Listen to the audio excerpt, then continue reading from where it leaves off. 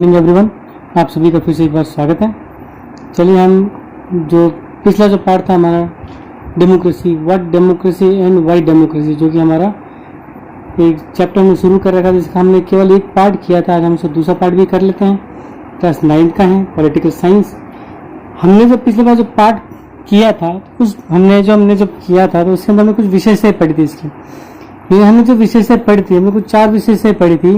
निष्पक्ष चुनाव, ठीक है, और जो भी निर्णय है वो जनता के द्वारा, ये सब कुछ हमने पढ़ा था। जनता और जनता के प्रतिनिधि के द्वारा शासन, ये हमने कुछ विशेषताएं पढ़ ली थी। तो जो विशेषता हमने पढ़ी थी और जो परिभाषाएं हमने देखी, उन परिभाषाओं का सारांश क्या निकलता है वो हम देखते हैं अभी इस पार्ट में। तो देखो, लोकतंत्र शासन का एक ऐसा रूप है, ठीक है। अब मैं आपको लोकतंत्र एक वापस बता देता हूँ। लोकतंत्र क्या है? तो लोकतंत्र जो है वो ग्रीक जो एक भाषा है यूनान की, ग्रीक भाषा के शब्द से बना हुआ है डेमोक्रेसिया। कौन सा? डेमोक्रेसिया, ठीक है। जिसका अर्थ मैंने आपको बताया था, जनता द्वारा चलित शासन, ठीक है साहब। तो लोकतंत्र शासन का एक ऐसा रूप है जिसमें क्या होगा, लोगों द्वारा चुने गए शासक ही सारे प्रमुख फैसले लेंगे। यानी लोगों ने जिसको चुन के अपना प्रतिनिधि बनाया है, जिसको अपने विधायक बनाया है, जिसको अपने एमपी बनाया है, वही सारे प्रमुख फैसले लोगों की तरफ से लेंगे, ठीक है। अब चुनाव लोगों के लिए निष्पक्ष अवसर और इतने विकल्प उपलब्ध कराएगा, ये कराता है कि वे चाहे तो मौजूदा शासकों को बदल भी सकते हैं। अब जब चुनाव होगा तो निष्पक्ष अवसर मिले। निष्पक्ष का मतलब होता है किसी के पक्ष में नहीं काम होगा, ठीक है। और विकल्प बहुत सारे हमारे साथ उपलब्ध होंगे। बहुत सारी पॉलिटिकल पार्टी होंगी, बहुत सारी राजनीतिक पार्टियां होंगी, बहुत सारे उम्मीदवार हमारे सामने होंगे चुनाव मैदान में।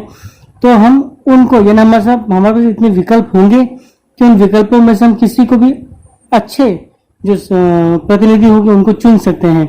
और अगर हमें लगता है कि जो मौजूदा सरकार सही तरीके से काम नहीं करती, उनको भी हम हटाया जा सकते हैं, उनको बदल सकते हैं, ठीक है। यह विकल्प और अवसर सभी लोगों को समान रूप से मिलेंगे।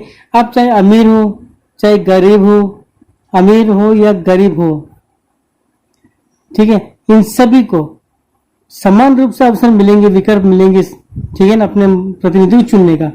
अब इस चुनाव से बनी जो सरकार होगी, वो संविधान द्वारा जो बुनियादी कानून बनाए गए हैं, इन संविधान द्वारा जो नियम बनाए गए हैं और नागरिकों के अधिकारों के दायरे को मानते हुए काम करेंगे। ये नागरिकों के जो अधिकार हैं, उनके दायरे में ही ये क्या करेंगे, काम करेंगे, ठीक है ना। इन संविधान के अनुसार काम करेंगे, संविधान के अलावा कोई काम ये नहीं कर सकते हैं, ठीक है। अब लोकतंत्र ही क्यों? अब हम इतने देर से लोकतंत्र पढ़ रहे हैं, तो लोकतंत्र क्यों पढ़ रहे हैं हम, क्यों करें लोकतंत्र ही? तो एक यानी हमें इसका कुछ कमियां और नकारात्मक पक्ष हमें इसका देखते हैं। तो लोकतंत्र में नेता बदलते रहते हैं, बिल्कुल सही है कि लोकतंत्र में नेता बदलते हैं। हर 5 साल बाद चुनाव होते हैं और चुनाव के बाद में हो सकता है कि इस साल जो सरकार थी वो अगले बार ना हो। जैसे महाराष्ट्र में ऐसा हुआ, पहले वहां पर बीजेपी की सरकार थी, अब वहां पर शिवसेना की सरकार है, ठीक है साहब। मध्य प्रदेश में भी ऐसे ही हुआ, पहले वहां पर कांग्रेस सरकार थी, वापस अभी सरकार किसकी बन गई, बीजेपी की बनी। कर्नाटक के अंदर भी ऐसे ही हुआ, कांग्रेस सरकार थी, बीजेपी की बनी। तो इस तरह के नेता क्या बदलते रहेंगे?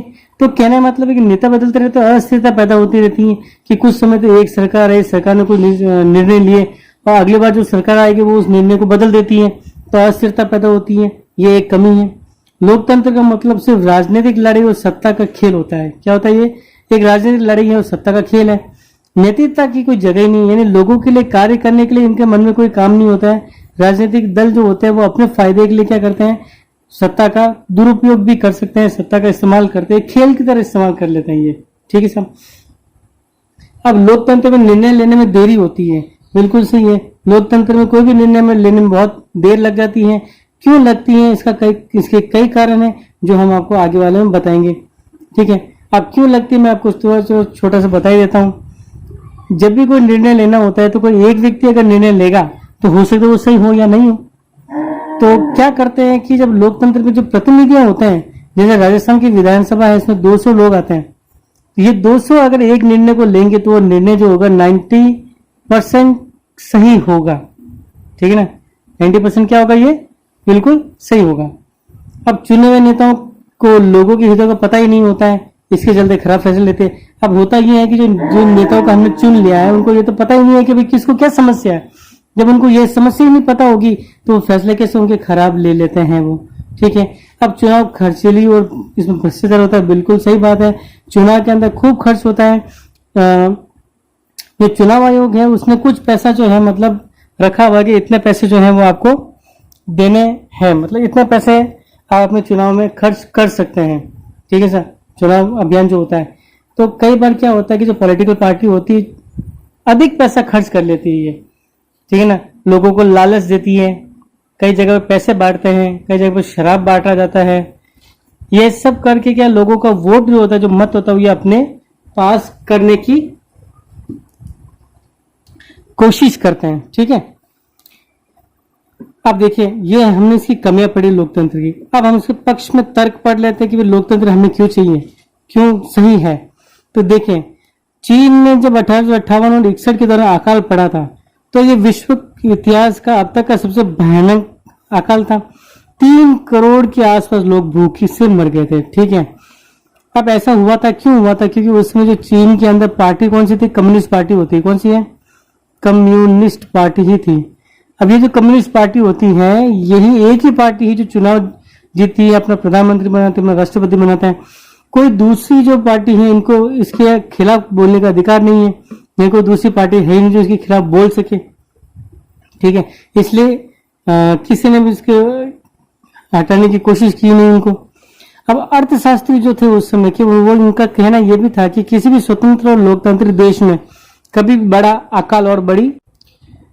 अकाल और बड़ी संख्या में भूखमरी नहीं हुई होगी। यानी आज तक इस देश में इतने लोग नहीं मरे होंगे जितने कहाँ मरे, चीन में मरे, ठीक है ना। अगर चीन में बहुदलीय चुनावी व्यवस्था होती, बहुदलीय बहुत सारे दल होते, एक दल नहीं होता, ऐसी चुनावी व्यवस्था होती कि बहुत सारे दलों में से किसी को चुन सके, तो विपक्षी दल अगर होता तो सरकार की आलोचना करने वाली स्वतंत्र मीडिया होती तो इतने सारे लोग भूख से नहीं मरते। अगर ये सब चीज होते तो ये सरकार की जो पॉलिसी है, जो नीति है, उनकी आलोचना जरूर करती और उन्हें ऐसा करने से रोकती। गैर लोकतांत्रिक सरकार लोगों की जरूरतों पर ध्यान दे भी सकती है और नहीं भी दे सकती है। ऐसी सरकार जो गैर लोकतांत्रिक है, इन लोकतांत्रिक तरीके से, इन लोकतांत्रिक गैर लोकतांत्रिक का मतलब जो चुनाव के माध्यम से नहीं चुनी गई है, ऐसी सरकार लोगों की जरूरत पर ध्यान दे या ना दे, हो भी सकता है। लेकिन लोकतंत्र में यह जरूरी है कि शासन करने वाले आम लोगों की जरूरतों पर ध्यान दे। लेकिन लोकतंत्र में ऐसा नहीं होता। लोकतंत्र बहुदलीय सरकार होती है और उन्हें एक प्रेशर होता है, एक उनके पास दबाव होता है कि अगर हमने इन 5 वर्षों में अगर सही काम नहीं किया तो अगले वर्षों में हम अगली बार चुनाव में हमें नहीं चुना जाएगा। तो ये 5 वर्ष का आंकड़ा इनके सामने रहता है, इसलिए ये उनकी जरूरतों पर क्या करते हैं? ध्यान देते हैं। इस प्रकार क्या होगा कि लोकतांत्रिक शासन पद्धति दूसरों से बेहतर होगी क्योंकि यह शासन का अधिक जवाबदेही वाला स्वरूप होता है। इस प्रकार हम कह सकते हैं लोकतंत्र बेहतर निर्णय लेने की संभावना को बढ़ाता है। बिल्कुल सही है। मैंने आपको बताया कि भाई 90% निर्णय सही होते हैं जब सब मिलकर लेते हैं, ठीक है ना। लोकतंत्र मतभेदों और टकरावों को संभालने का तरीका उपलब्ध कराता है। बिल्कुल सही। लोकतंत्र में जो मतभेद होंगे, जो टकराव होंगे, उनको संभालने का तरीका ही उपलब्ध करवाएगा, ठीक है ना। मैंने जो भी निर्णय लेना होगा, अगर एक व्यक्ति लेकर निर्णय लेगा तो टकराव की व्यवस्था जरूर होगी। मतभेद भी होते हैं तो मतभेदों को संभालने का ये तरीका उपलब्ध करवाएगा लोकतंत्र। यानी मिल बांट के काम हो सकता है। लोकतंत्र में कोई भी स्थायी विजेता नहीं होता है और कोई भी सही रूप से पराजित भी नहीं होता है। ना तो इसमें कोई स्थायी विजेता होता है, यानी ऐसा नहीं है कि एक बार चुनाव जीत गया तो बीजेपी जो हमेशा के लिए रह जाएगी, ऐसा नहीं है। वो अगली बार हो सकता है उसने काम सही नहीं किया तो कांग्रेस को भी क्या मिल सकता है? मौका मिल सकता है, ठीक है। यानी पराजित कोई नहीं है। भारत की तरह विविधता वाले देश लोकतंत्र ही एकजुट बनाए गए, यानी भारत के देश ही लोकतंत्र को अभी तक बना के रखे हैं। लोकतंत्र में नागरिकों को जो अधिकार मिलते हैं वह किसी और व्यवस्था में नहीं होता है। हमारे यहाँ पे 6 मौलिक अधिकार मैंने आपको बता रखा है कि 6 मौलिक अधिकार जो है मिले हुए हैं, ठीक है ना। 6 मौलिक अधिकार मिले हुए हैं, हमें कई प्रकार की स्वतंत्रता मिली हुई है। तो लोकतंत्र में जो अधिकार बाकी नागरिकों को मिल सकते हैं वह किसी और व्यवस्था में नहीं मिलते। चीन जैसे देशों में ऐसा होता नहीं है। लोकतंत्र नागरिकों को सम्मान बढ़ाता है, बिल्कुल बढ़ाता है।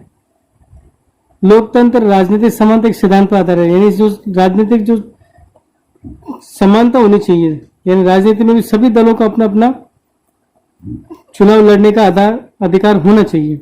यहाँ पर हर व्यक्ति को समान महत्व दिया जाएगा। लोग किसी भी शासक की प्रजा नहीं होंगी, खुद अपना शासक है। यानी लोग जो है, ऐसा नहीं हो कि बीजेपी अगर सरकार बना रही है, कांग्रेस अपनी सरकार बना दी है तो वो राजा की तरह काम करो, हम उनकी प्रजा हो जाए, यानी वो जो कहे हम माने, ऐसा भी नहीं। हम खुद अपने शासक है।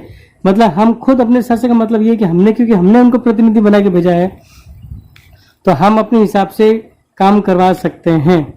अब लोकतंत्र पक्ष में आखिरी तर्क यह है कि लोकतांत्रिक व्यवस्था दूसरों से बेहतर है। क्यों बेहतर है? क्योंकि इसमें हमें अपनी गलती ठीक करने का अवसर भी मिल जाता है। मान लीजिए कोई निर्णय सही नहीं हुआ, या मान लीजिए आपने चुनाव हुआ, चुनाव में जो है कोई एक दल जीता, लेकिन उस दल ने 5 वर्षों तक कोई सही कार्य नहीं किया है, ठीक है ना, 5 वर्षों तक क्या है, कोई सही कार्य नहीं किया, तो हमने जो गलती 5 वर्ष पहले की थी उसी गलती को हम क्या कर सकते, सुधार सकते हैं चुनाव में उस पार्टी को वोट नहीं देकर। इसका मतलब यह है कि शासक समूह अपना फैसला बदले या शासक समूह को ही बदला जा सकता है। यानी हम या तो शासक समूह से अपना फैसला बदलवा सकते हैं, और ऐसा नहीं होता तो हम शासक समूह को पूरा ही हटा सकते हैं। और ऐसा गैर लोकतांत्रिक सरकार में आज तक नहीं हो सकता है। चीन में आज तक ऐसा नहीं हुआ है कि उस कम्युनिस्ट पार्टी को मौका ना मिला हो, ठीक है ना। इसी वजह से लोकतंत्र को सबसे अच्छी व्यवस्था, शासन व्यवस्था जो है माना जाता है। अब देखें लोकतंत्र का बृहत्तर अर्थ क्या होता है। तो हमारे यानी बृहत्तर मतलब विस्तृत अर्थ क्या है इसका, हम ये देख लेते हैं। हमारे समय में लोकतंत्र का सबसे आम रूप क्या होता है, प्रतिनिधित्व वाला लोकतंत्र। क्या होगा, प्रतिनिधित्व वाला लोकतंत्र होता है। अब ये जरूरी है, क्यों है, क्योंकि आधुनिक लोकतांत्रिक शासन व्यवस्था में इतने अधिक लोग होते हैं कि हर बात के लिए सबको साथ बैठाकर सामूहिक फैसला कर पाना संभव ही नहीं हो पाता है, ठीक है ना। यानी कि आधुनिक लोकतंत्र है, शासन व्यवस्था में बहुत सारे लोग हैं, हर बात के लिए सबको साथ बैठाकर फैसला करना संभव नहीं होता है। और अगर ये संभव हो तो भी हर एक नागरिक के पास हर फैसले में भाग लेने के समय इच्छा, योग्यता, कौशल नहीं होता है ना। इसलिए हम क्या करते हैं, अगर देखिए निर्णय लेना है, अगर हम बोल दें भाई एक निर्णय लेना है, पूरे देश की 130 करोड़ की जनसंख्या को बोले कि भाई आप निर्णय लीजिए, तो ऐसा सबके पास समय भी नहीं होगा इतना करने के लिए, और ना समय होगा, ना उनकी इच्छा भी ऐसी होगी नहीं, ना उनके पास योग्यता है, ना उनके पास कौशल होता है, ठीक है। तो लोकतंत्र में एक सिद्धांत है जिसका प्रयोग जीवन के किसी भी क्षेत्र में हो सकता है। लोकतंत्र जीवन के हर पहलुओं में महत्व रखता है। एक आदर्श लोकतंत्र में निर्णय लेने की प्रक्रिया लोकतांत्रिक होती है, ठीक है ना। तो लोकतांत्रिक व्यवस्था सभी नागरिकों की सक्रिय भागीदारी पर ही निर्भर करती है। तो दोस्तों इस तरीके से जो है आज हमने आपका पॉलिटिकल साइंस का जो प्रथम पार्ट था, लोकतंत्र क्या और लोकतंत्र क्यों, को हमने यहाँ पे समाप्त करते हैं।